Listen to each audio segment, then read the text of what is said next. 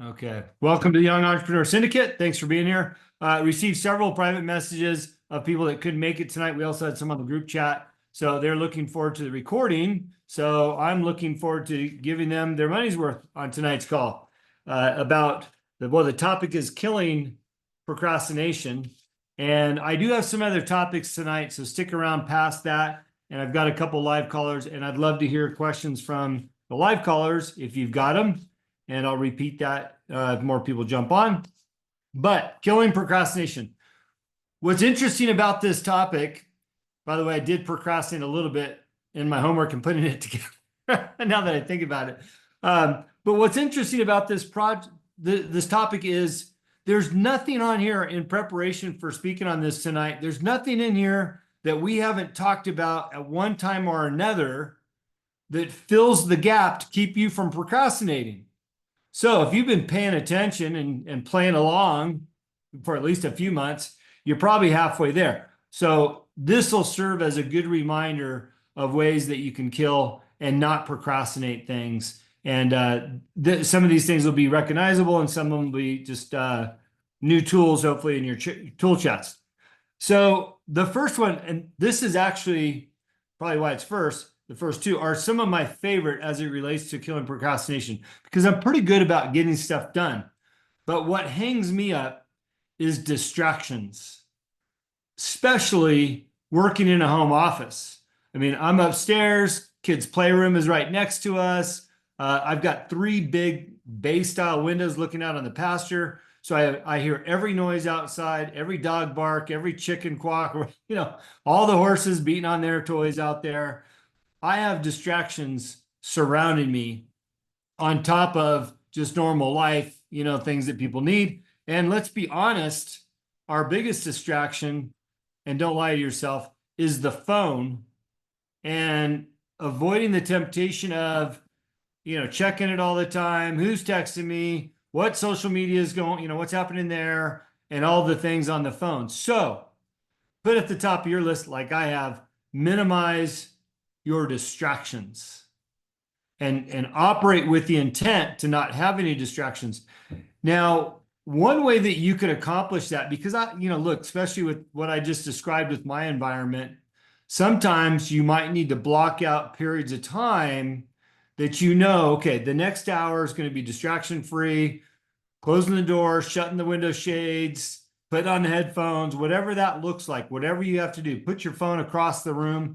But you can block out time that you make with intent a space to have no distractions. I haven't gotten that far yet. I've been pretty good about kind of canceling out a lot of things. But I will say that some really need to block out a time where it's like, okay, this is distraction-free time. And be realistic about it, okay? If you work from home, don't say, I'm going to go into my office for 5 hours. Don't bother me. Probably even 4 hours. Don't bother me. Don't knock on the door. That's not realistic. You're going to come out to use the restroom. You're going to hit the pantry and grab some snacks. You're going to get another cup of coffee. I mean, there's some reality there where you're going to break away from that 4-hour or 5-hour window. So I would suggest, whether that's a 30-minute block or a 1-hour block, give yourself real depths of time that you can operate within and go, okay, I'm gonna get after this for an hour, 45 minutes. Then I'm gonna go get a cup of coffee, get some fresh air, and come back and give it another hour.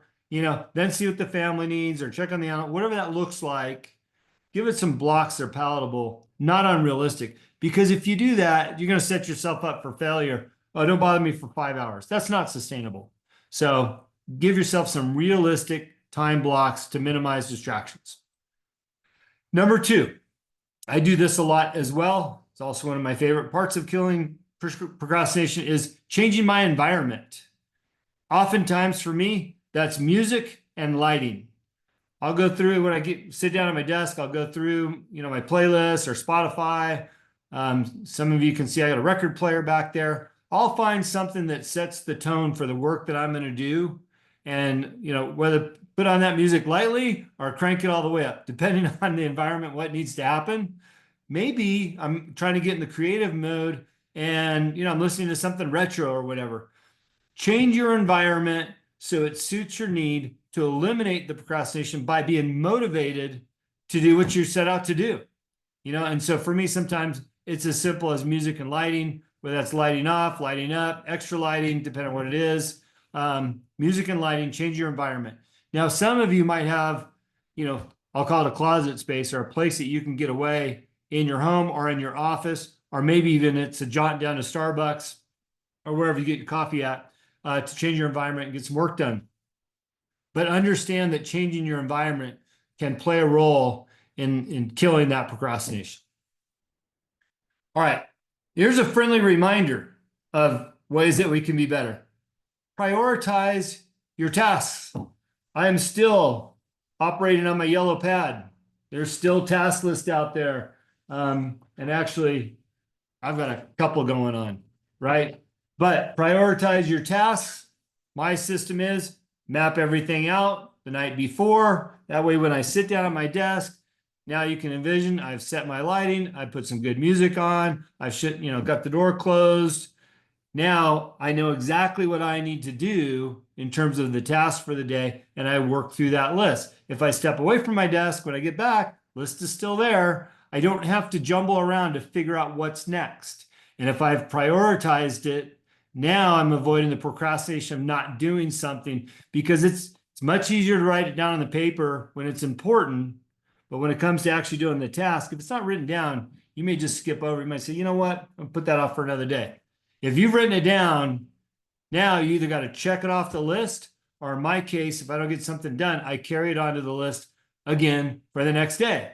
And by the way, I've got some things on my list that I've carried over for probably months. Okay.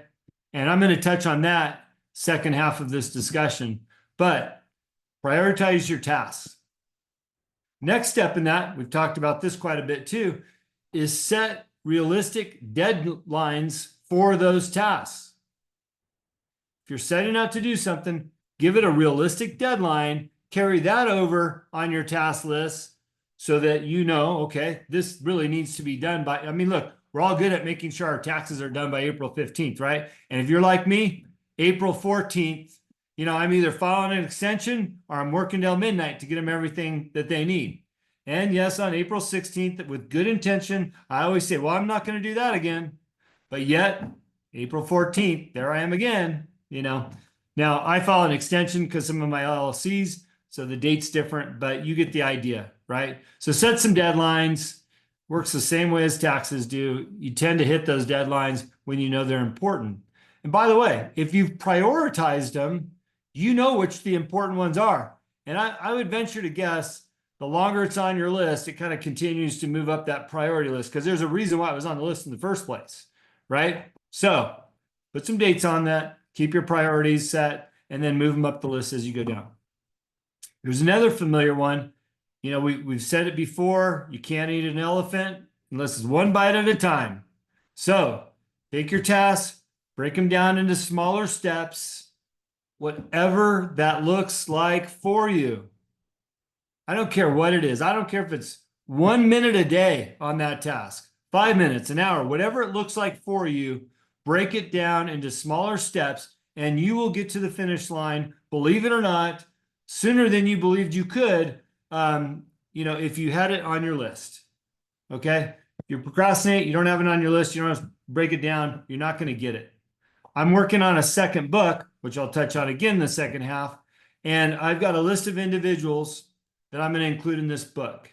And I'm starting to reach out to each individual. Every few days, I'll reach back out to another person, because the time and commitment I want to put into the email correspondence, the phone call, the importance of what I'm asking them about. I don't want to just throw it all out there at once, right? So I'm taking small bites out of this big elephant, one person at a time, to get their commitment and be a part of a project I'm working on.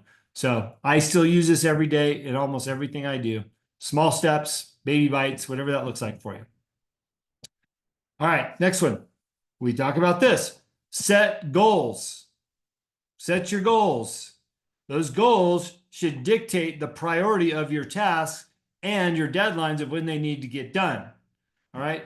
I'm, watching Heidi in the video here. When you think about working out, you're going to set more than likely, a fitness goal, a weight goal, a health goal. Maybe it's a mental strength goal, whatever that looks like. you're going to set those, but those are real easy to map out. Okay, I want to lose 20 pounds by the first of the year, whatever, whatever that looks like. Set goals in your business tasks as well, and that'll all play a functional role into killing that procrastination. Next item, time management. Kind of goes back to what I was talking about, putting things in small blocks, managing your time effectively.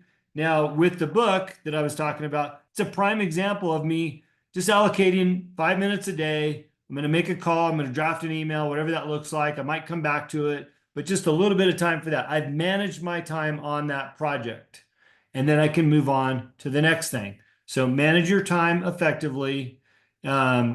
It's always worth going back to what your time management skills look like and finding, as we talked about, the white space in your calendar to be more productive.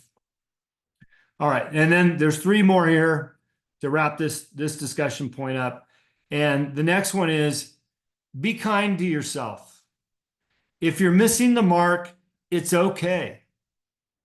Miss the mark, get after it again the next day. It's okay.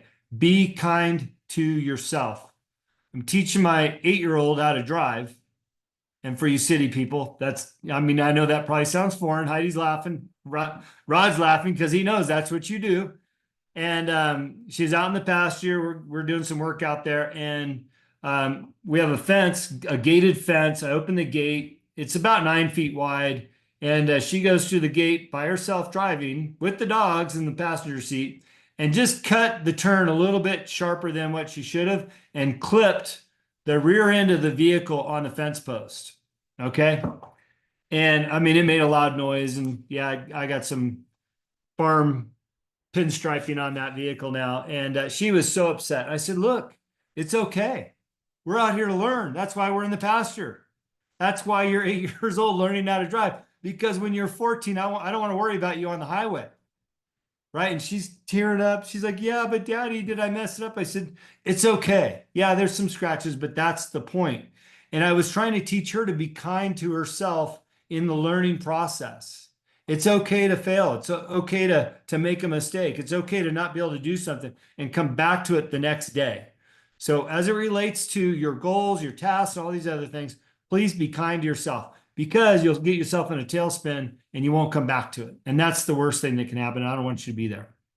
The next thing, just a little added value, and I picked this up from Riley actually about a year ago, maybe more, is have an accountability partner on this. And what I picked up from Riley actually was she was talking about, when you work from home, having an accountability partner where you meet somewhere like at a coffee shop and you're both working on your own stuff, but you're kind of working together. So you're accountable to getting some work done for a block of time. And I've done that a couple of times. I thought, what a great way to be productive. Although she does a different job than what I do, but the fact is we're doing it together and there's some accountability there, right? I'm not sitting there scrolling through Instagram while she's over there doing work, because she's probably going to call me out on it, right? So find an accountability partner if you need it, to help you from procrastinating some tasks. And by the way, Rachel, Rod, myself could be your accountability partners, and probably anybody else in this community. So if there's something that you're really struggling to hit and you're bold enough, reach out. We'll hold you accountable. So, and then the last thing on this topic is find your why, which we've talked about a lot before. And this goes back to your values. It goes back to your goals. Find your why, because that why should give you enough motivation to get past any procrastination you may have. For me, as I've always talked about, my why is my kids and my faith. And so anytime I'm not doing something that I know I should be doing something, I'm going, okay, well, if I don't get healthy, I'm not going to be around for my kids, right? So this is the deal. Find your why and become motivated to get through the tough times. Okay. And those of you that have been in this group long enough, Jim, Heidi, others, leverage the foundation that we've built in here. We don't have these soft skill classes or presentations for nothing. We don't work together as a community for nothing. This is the foundation that you're building, hopefully in your businesses, whether you work for somebody else or you're an entrepreneur. And what's amazing is I do a lot of business consulting outside of this class, more on a private level. It's amazing how many people that I work with don't have any of these skills. All the things that we talk about, they don't have these skills. And it absolutely blows me away. And I'm talking about individuals with high net worth or several businesses. They found success, they're struggling, they've hit a roadblock, and we start getting into the soft skills. And like, wow, that's genius. I never thought about that before.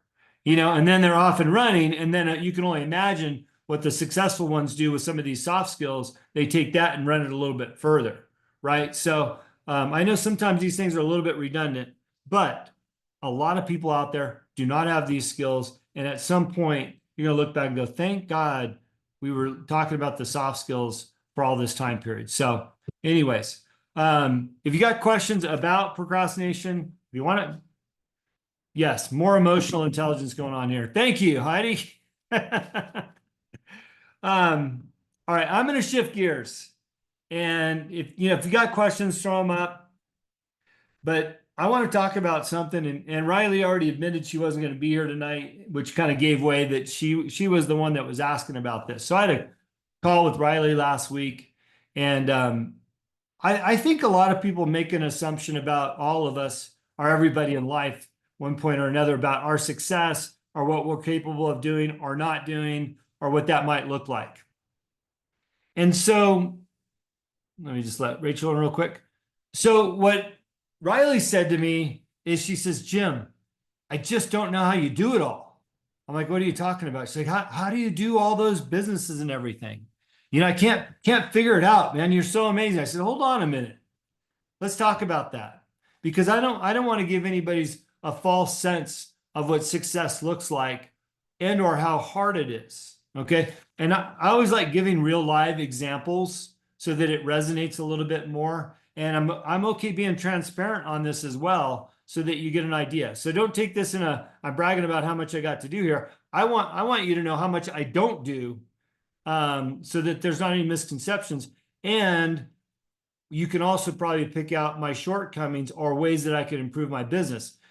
But keep in mind, I've made a conscious choice to work exactly how much I work at the level that I work in the businesses that I work, because of my values, right? So I can always go back to my why, which is time with my kids, my family, and my faith. So understand that about this. But I'm going to walk through 10 companies that I'm involved with, 8 of which are mine.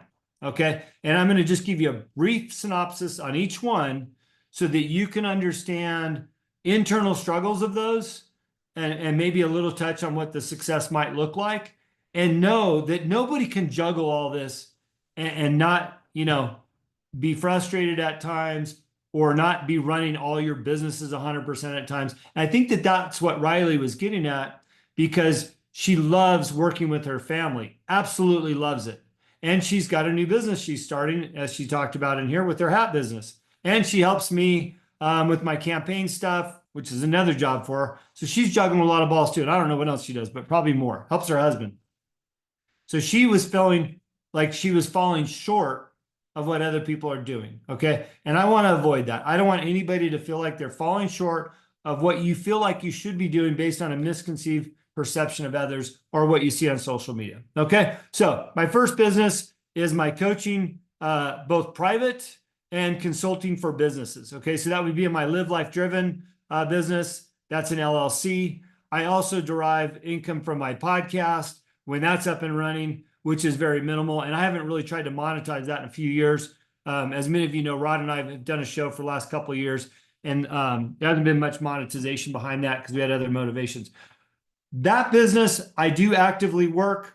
I seek clients. I seek solutions. I want to bring value to people. And I would say I spend probably the most amount of time there. Okay. So that's pretty healthy business for me. This business, Young Entrepreneur Syndicate, this is probably my favorite business. I love working with Rachel and Rod. I love doing these calls. I love all the materials that we've created, but to be transparent, I don't make any sales calls. I don't do any outreach to corporations because we have a corporate program. And we've taken almost a year to build out our OutSchool program, where it's an online course for young adults, right? So there's a lot of work that can be done here. So, and by the way, I would be happy to do this class if it was just Rod and I or Rachel and I or one person on the call, because I know people are getting the reruns. And if we can help just one person, we've said this since day one, if we can help one person through this weekly call, we're happy to keep doing it, right? But there's a lot of work that could be done in yes. Some might see this as, a failed business. I look at it differently. My third business is my Baja United Incorporated company, where we do, thanks, Heidi, where we do imports. So we sell wine and we receive a direct commission from that, but we also rent space in our warehouse and we receive flat fees for that. That business is healthy, but I'm probably giving it 30% of my time and energy. And I could ramp that up any day with more effort, right? So, failure, not failure, we could spend more time there. I also have Baja United LLC, which is in charge of the corporation. That's more of an investment property that we can sell more investment opportunities within that, which would, of course, would be revenue for me personally and my other partners. We're not doing anything with that. We don't even touch it. I have my book. That's a revenue source. That's a business. Rod has a book. Rachel has a book. I actually talked about this with Rachel a few weeks ago. I don't do anything to promote my book, but I make money on it. Actually, I make pretty good profit on every book that I sell. I haven't even posted a picture of my book in probably a month, right? So that I'm not doing anything there. So there's a business I'm not doing anything with. I'm a partner with my wife in her marketing company, Back Porch Brands, which brings revenue in. So I try to be supportive of her. But she's self-sufficient. She can run that thing on her own. Don't do much there. Liberty Cattle, revenue source. I do work that probably 5% a day. So I promote our beef sales and what we're doing there. I work with Rachel on that. I work with Samantha on that. We call it, I let Rachel's term, a back burner item. There's a little bit of revenue there, but we don't have the capacity to go all in on it, but that's there. And now I got a real estate license. So, I've got another business I can focus on. That actually, I'm giving about 60% of my time right now to really ramp that up. And then I have another marketing company that I support. That's Open Range Marketing that Rachel and Samantha created for Montana. And then the last thing, and I'll be done with this, is I have several companies that I gain referral fees from, or I collaborate with, like David Meltzer, where we collaborate on clients that don't fit us exactly, and we send them off to each other. My point of walking all through these again, as a reminder, is these are 10 businesses that I'm associated with. There's no way in life that I could spend any time on these and do any more. But I don't consider that a failure. I consider it as I'm prioritizing what's important to me, what's reflective of the time and attention that maintains my values. And I don't come down on myself, as I said on the first part of this, is being kind to myself, right? I could sit around at my desk and go, oh my gosh, I haven't sold a single book. I haven't promoted a single book in months. But instead, I'm focused on where the differences are where I feel good about spending my time and energy. So I don't want anybody to feel like, when they watch these social media gurus that say, oh, I got 6 streams of revenue. Well, I just gave you 10. I'm telling you about more than half of them aren't bringing in a stream. Okay. There's no stream on half of those. That's the reality. So hopefully that gives you a little taste of what this looks like. For some people that you might see it differently. Okay. All right. I'm going to open up for questions after I bring in 3 more points here. And these are what I've been trying to do the last couple times I've done a call is things that have resonated with me over the week or even just that day that I think are important, worth bringing up in business or in interactions. I like to bring them to the call so that you're thinking about them as well, because it's affected me in one way or the other. The first one is take action. And yeah, this goes back to killing procrastination, but taking action is so important in your business and probably more importantly in your life. Okay. Take action towards those things that you've been meaning to do or the things that you know are important.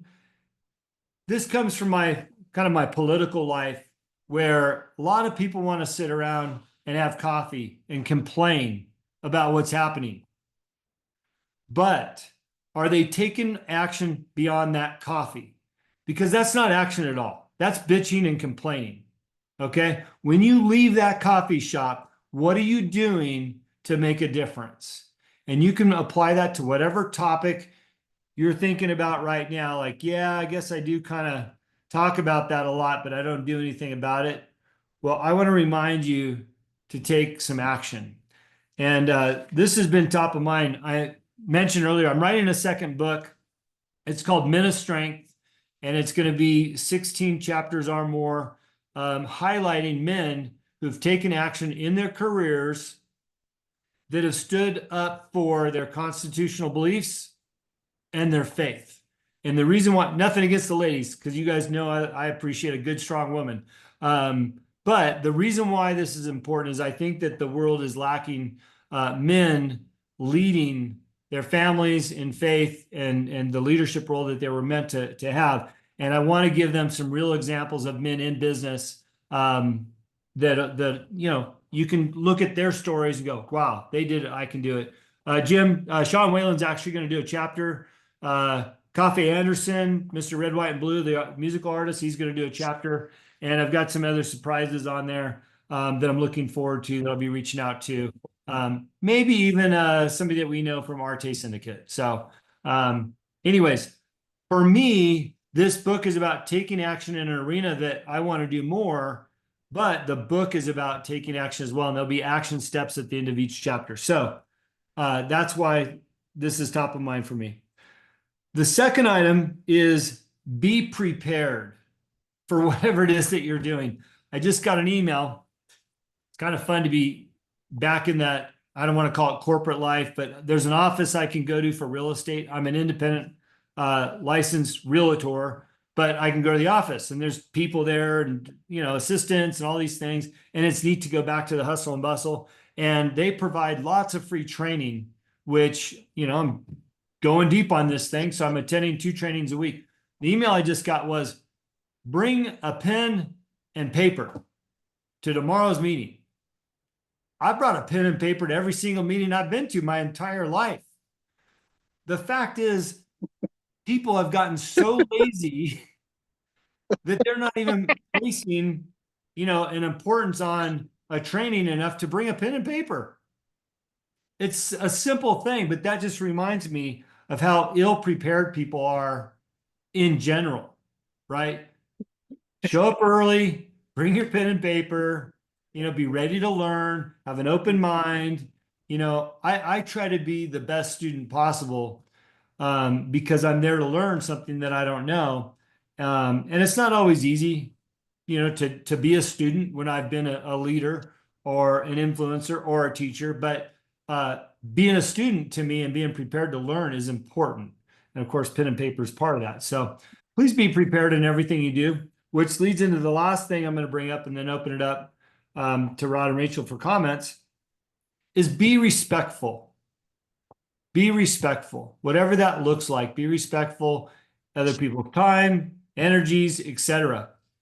Going back to this neat little office I get to go to once in a while, I had a meeting there with one of the assistants. She's like the office assistant. And she sent me an email 2 weeks ago, 9:30 a.m., get to know Jim better appointment. And so I saw her last week, like on Wednesday or Thursday. I'm like, okay, I'm looking forward to Monday, be there at 9:30. She says, hey, I've got a 10 o'clock. So it's just going to be 30 minutes. I said, no problem. I'll drive down, be there in person. So this morning, I mean, look, I work from my home office. I'm going to be in grubbies or whatever. You know, I got up, put on some nice clothes, combed my hair, got in the car. I was almost to the office and I got the text. Sorry, I've got to go out, you know, to Columbia Falls, which is 30 minutes away for a meeting at 10. I won't be able to talk to you. Can we reschedule? I mean, like literally, it's like 5 minutes before start time, right? Now, look, I understand things happen. My point here is be respectful of other people's times, understand, and this is the part she doesn't see, right? Like I had to, I mean, this might sound lame. I had to find a nice outfit to put on, right? I'd already been outside working in the pasture feeding animals, so I had to take off my muddy clothes, put on some nice clothes, you know, get in the car, drive to town, which I hate to do. because I wanted to be respectful of her time and present myself in a way that, hey, we could have a productive 30-minute meeting, right? So this is just a friendly reminder to all of us. What we do has a bit of a cause and effect, especially, if we cancel and don't do other things. Actually, I forgot about this little scenario.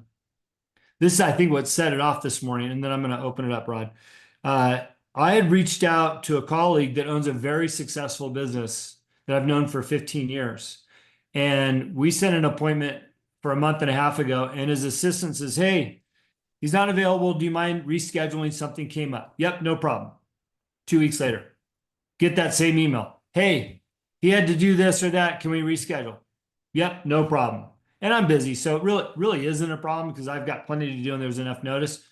Third time, sorry, he's still out of town. Gonna have to reschedule. Okay, now I'm starting to get irritated, right? Because every minute I commit to somebody on my calendar is time that I'm giving away that I can't make money or I can't be with my family or whatever. The list is long, right? Finally, the other day, fourth time, sorry, can we reschedule? I just said, actually, no, we can't. It's been disrespectful and inconsiderate that this is our third going on fourth reschedule. And furthermore, I've known this person for over 15 years. I didn't realize he was this busy. I would rather not do business in this fashion. Thank you so much. Wish you guys the best, right? Well, you know what happened? He emailed me 5 minutes later. So sorry, Jim. I shouldn't have even set the appointment. The issue there is it's with complete disrespect. So I bring this up again, not to show my distaste for this individual for canceling 4 times, but remember, when we cancel on other people, there is a cause and effect. So let's be prepared, let's be respectful, and let's take action, in all things around us. So, all right, enough of me. Rod, you're up. Holy smokes, Jim. Hey, I'm listening to you and I'm thinking about my book, Warpath, and the R in Warpath is respect.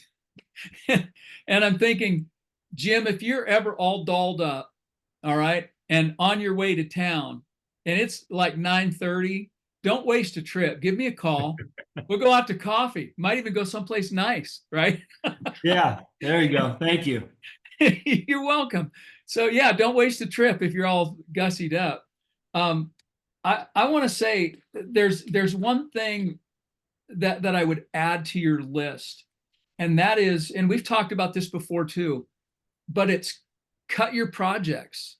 Cut the draggers. I mean, if there's something that's going on and on and on, and it bothers you to carry it over again and again and again, maybe it's telling you it's not that important. It shouldn't be on your list, or put it on a different list that one day I'll get around to this. But cut those, because to me those are annoying. If I have to keep putting something off and off, I want it off, and so that helps me, just cutting some of that stuff back. The environment is so important. I wish that I had the resources available to me when I wrote my book that you guys used and had, because I struggled through that. I had to learn all this stuff, but the writing process itself was so enjoyable to me. The research was so enjoyable. And I literally wrote my book on my patio in a summer, outside. And I mean, there were days I could do 5,000 words, 18,000 words, it just uninterrupted, and in the right environment, you can get so much more done. So don't think don't take that lightly.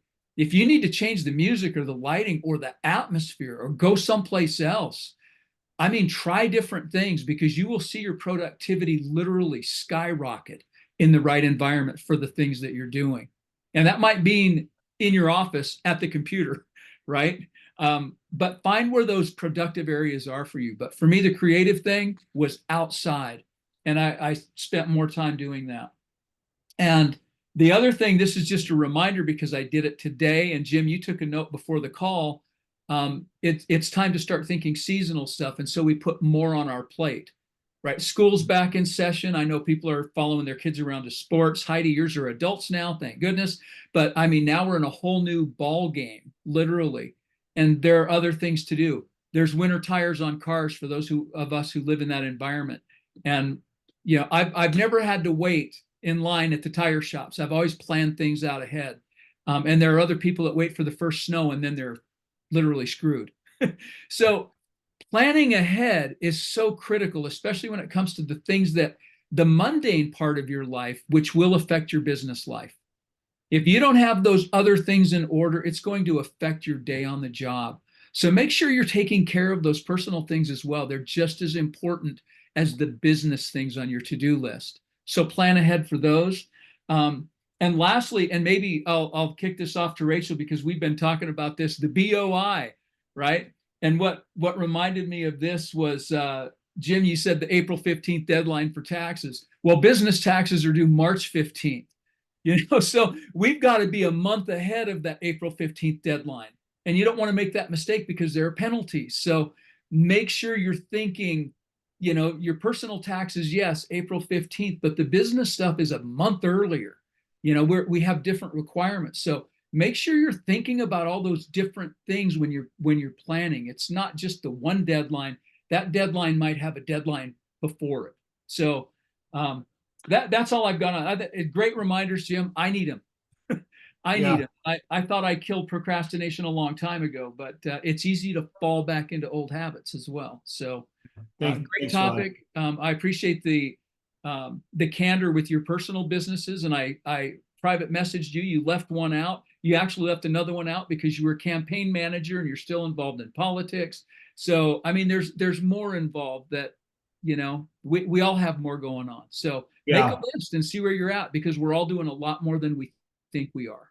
And by the way, I haven't done that list. I've never done that list and mapped it out like that. That was the first time I did it. But I wanted people to understand, perception is different than reality. And so there was a good dose of reality. So, and Rod, thank you for bringing up the environment. It reminded me, I wrote the last chapter of my book in Trump Tower in Vegas because to me, he was the epitome of freedom, which of course my book's called Freedom to Say Yes. I intentionally booked a room there to finish it.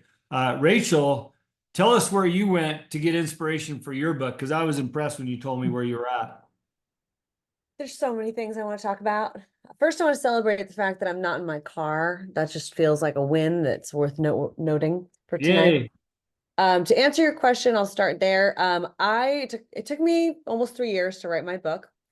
My last name Svoboda means freedom in Czechoslovakian. So I started writing my book. I went on a bike trip with my dad, and we rode our bikes from Prague to Vienna. And I started writing my book on that trip in Prague, which I felt was where in the Czech Republic, where my family was from. I felt this great kinship to the space. I actually went back a few months later to continue writing it in Prague.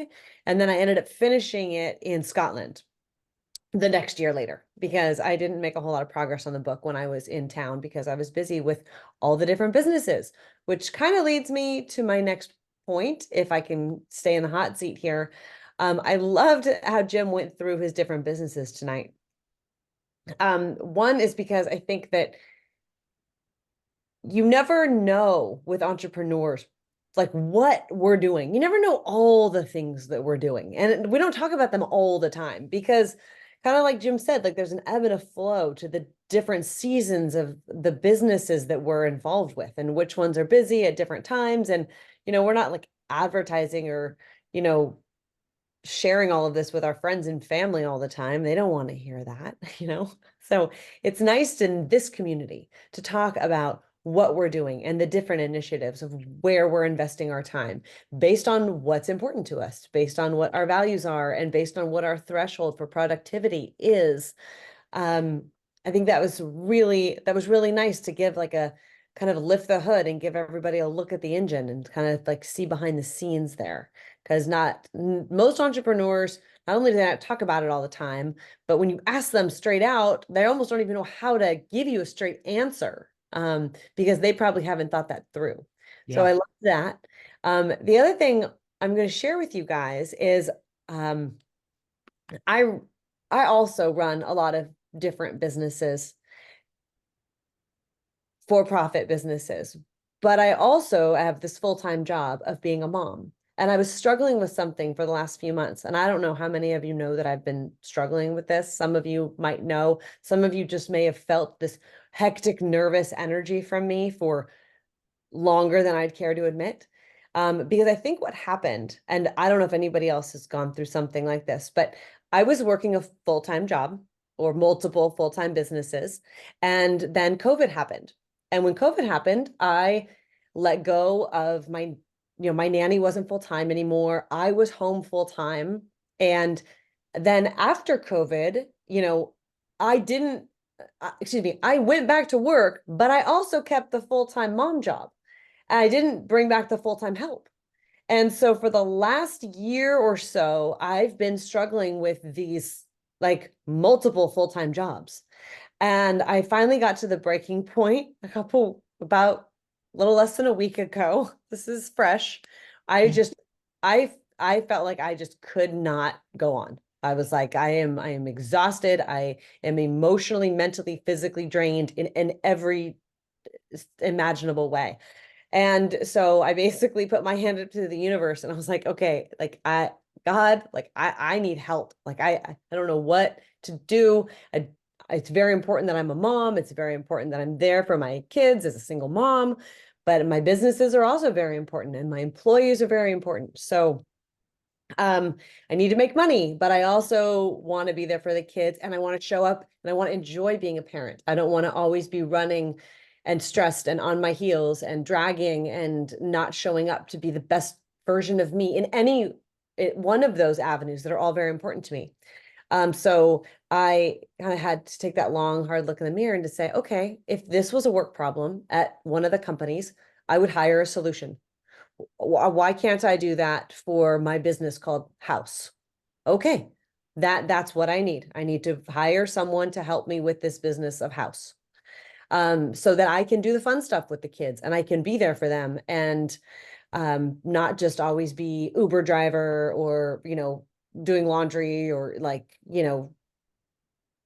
hassling with the dog or whatever, like things that just were taking away from the time that I needed to prioritize other things. So I was kind of excited to share that with this community because I feel like you guys as entrepreneurs, you get it. And I just feel like I've made a big step and it's a big transitional time that I'm very proud of.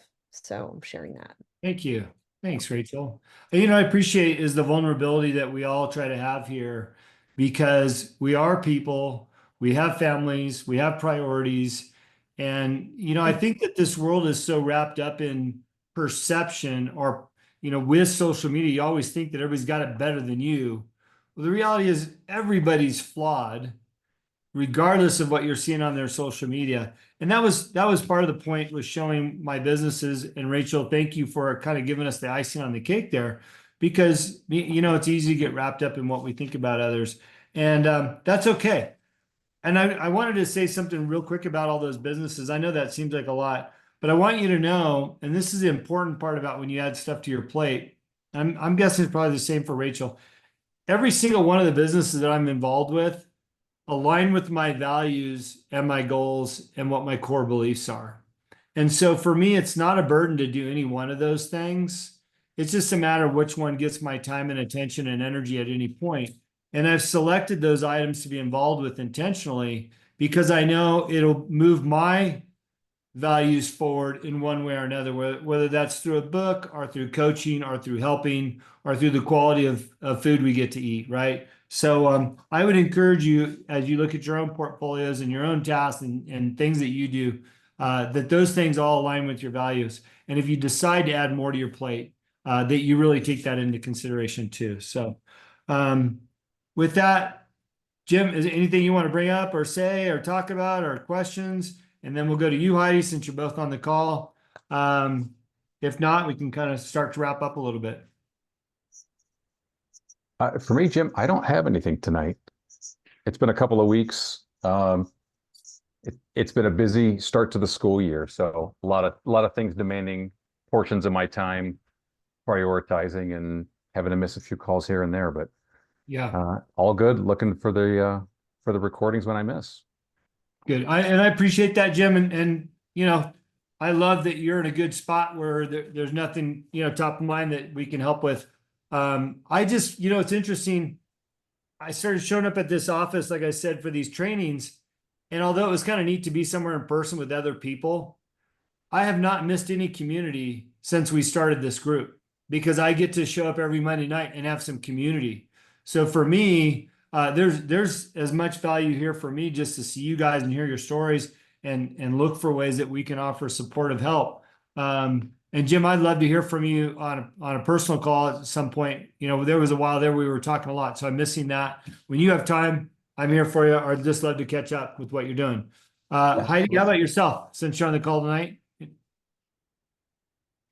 Yes, thank you. That was great. I resonate with all of it. The takeaways would be, for me personally, when I start to feel that procrastination, it literally kind of just stops me and stagnates me where I can't like move forward. And then that's when I know I need to take action. Like I just need to go like check off the list because now I've become overwhelmed and I just need to get some shit done. Like get it done so then I'm free. So I feel free and I'm now in this energy mode of getting things done. And that's just because sometimes you can overthink and get overwhelmed. So that's my feels on that. And it's just a daily act. Like, check box. And I really like how you talked about that, to be kind to yourself, because that's self-compassion. And then you're hitting on, like, as humans, we have defects of character, right? And if we take ourselves too seriously or too personally in those moments, then that's, again, will put us in a deer in the headlight situation. So that I really appreciate. And I look forward to seeing you and Rachel at the dinner, because I'll be coming on the 8th. I love it. I love it. That dinner's almost sold out too, by the way. So I'm excited about that. It's gonna be an incredible evening. Look, I just appreciate everybody. I love the work that we're doing in here.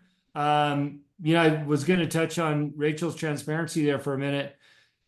Sometimes, and I love how you phrased it, Rachel, like I'm going to hire somebody for the business of home, because it's a lot, right?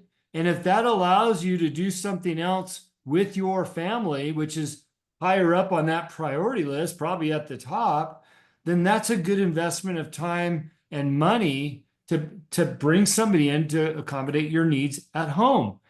And completely justifiable. I don't even look at it as a luxury if it's done for the right reasons, right? You do run a business, you run multiple businesses. And by the way, what you didn't say, and I know you do a lot of this, is you give back a lot.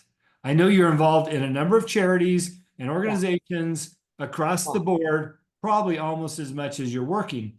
And so when I think about that, you always look at you're maximizing your dollar per hour. Okay. Can Rachel make more money per hour focused on her business or whatever she's going to spend for that person managing the home? And is she going to get more value out of that hour if she spends it with her kids, which there's no replacement for the time with your kids, than she's spending for that hour of labor at her house? So I love you for doing that. That's a bold move. Some people would look at it as an extravagance, but you've done it because it necessitates your ability to be with your family and run your business, which, by the way, I think you just added 2 employees over there. You're creating jobs for people, so it's win-win-win. So thank you for sharing that, because there's a lot more to that than meets the eye. And Thank you. And yeah. I'm glad you mentioned the charity stuff. My daughter and I are super involved with National Charity League. We do a ton there, and I'm involved with the schools, both schools now. But the other thing I wanted to tell you is this was like an ego thing. Like I had to like put my ego aside, and it was like, no, I can do it. I can do it. It's like, wait a minute, what? This is not an extravagance. Like makes sense. So I talked to my mom, I talked to my sisters, I like talked to my friends, I got some guidance. Like, what are other people doing, right? Who are really good at running the household. And maybe that's their gift, right? I mean, if my gift is running companies, starting companies, like they can't do that. So I'm gonna invest my time where I can. And I love creating wealth and success for the people who work for me. That is like I love that. And I love being there for my kids. Kevin is on his very first away from home school overnight Astro camp thing. Oh my God, he's so excited today. Awesome. Big Awesome. day. Yeah. No. Well, look, everybody, great job, great sharing. Good to see those on the call live. Rachel, great to see you. It's Yep. been a minute, and look forward to seeing everybody at the steak dinner here in town. Jim, sorry you'll miss it. You'll have some steaks at your own house. Same meat, different day, different place. So, anyways, all right. Good to, hey, wait, Wayne snuck in. Wayne, do you have anything to say before we go? I didn't see his face, so. All right. Well, we'll leave it at that. All right, guys. Have a great week. We're here for you if you need me. Thanks Bye. all.